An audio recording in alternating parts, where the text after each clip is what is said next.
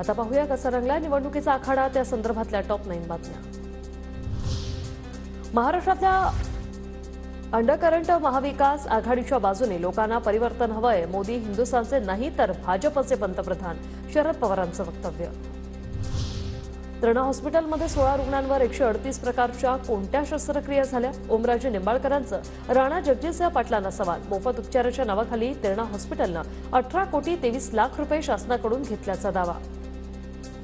2013 मध्ये 16 पेशंटवर 138 प्रकारच्या शस्त्रक्रिया। गंमत बघा, आता तुम्ही वैद्यकीय शिक्षण मंत्री होता, 16 पेशंटचं 138 वेळेस काय खोल फिटिंग केलंय? खरंच ती 16 पेशंट इथं आणून दाखवणं गरजेचं आहे। तर ओमराजे निंबाळकर खोटी माहिती देतात, फौजदारी कारवाई केली जाईल, राणा जगजितसिंह पाटलांचा इशारा। विरोधक जे आहेत त्याचं राजकारण करतायत, हे अतिशय हीन दर्जाचं राजकारण आहे।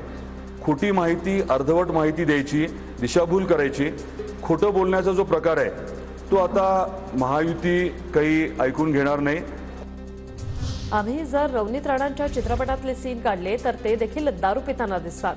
दिनेश भूप दारू पितात, रात्री जुगार खेळतात, या रवी राणांनी केलेल्या आरोपांवर बच्चू कडूंचा टोला। आपण तर चित्रपटातले जर आपण जर काही सीन पाहिले तर खुलेआम तुम्ही दारू पिताना दिसतात। मग आम्ही हे काढायला नाही पाहिजे, पण तुम्ही इतक्या खालच्या पातळीवर जात असाल तर तुमच्या बऱ्याच गोष्टी दिसन ना, हे बरोबर नाही। व्यक्तिगतरित्या इतक्या खालच्या पातळीवर जाऊन आरोप करणं मला नाही वाटत चांगलं आहे।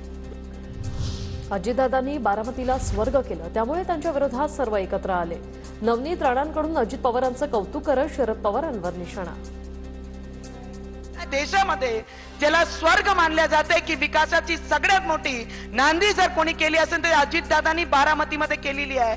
ज्या पद्धतीने संघर्ष आपल्याला तिथे पडत आहे, सगळे नेते विरोधी पक्षाचे एक झाले आहे। अमरावतीच्या नवनीत राणांच्या सभेत घड्याळाचा उल्लेख करताना अजितदादांची गलती से मिस्टेक। राणांना मतदान करताना घड्याळ चिन्ह दावा चुकून बोललो, अजित पवारांचं स्पष्टीकरण।